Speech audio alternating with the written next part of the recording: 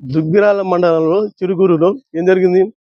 ఒక వ్యక్తిని ఉంచుకొని మొగానికి బిర్యానీ పెట్టి చేసి 20 టాబ్లెట్లు వేసి తిన్న తర్వాత నిద్రపోయిన తర్వాత కోమాలో పోయిన తర్వాత ఇద్దరు కలిసి గొంతు పట్టి పిసికిన తర్వాత ఏం జరిగింది? చచ్చిపోయిన తర్వాత పండుకొని మొత్తం ఆ వీడియోలు చూసిన తర్వాత అట్లే చూస్తున్నమాట.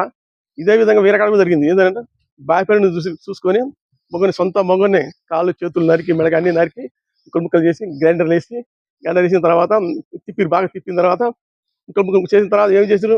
ఆ డ్రమ్లు వేసిన తర్వాత పోలీసులు వచ్చారు. పోలీసులు చూసి పారబోస్తుంటే ఎట్లుంది?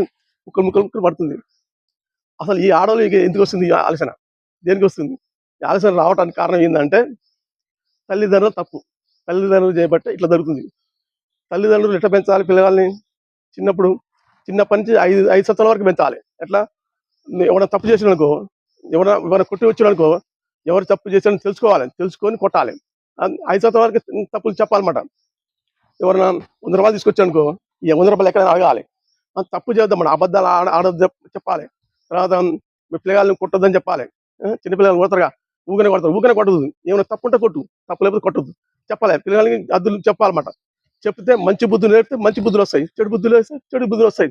అంతే. ఇంకోటి, చెడు కర్మ రావాలంటే ఇదే, మంచి కర్మ రావాలంటే ఇదే, చెడు కర్మ రావాలంటే మంచి బుద్ధులు వస్తే మంచి బుద్ధులు వస్తాయి, చెడు బుద్ధులు వస్తాయి, చెడు బుద్ధులు వస్తాయి. ఇదే కర్మ అన్నమాట.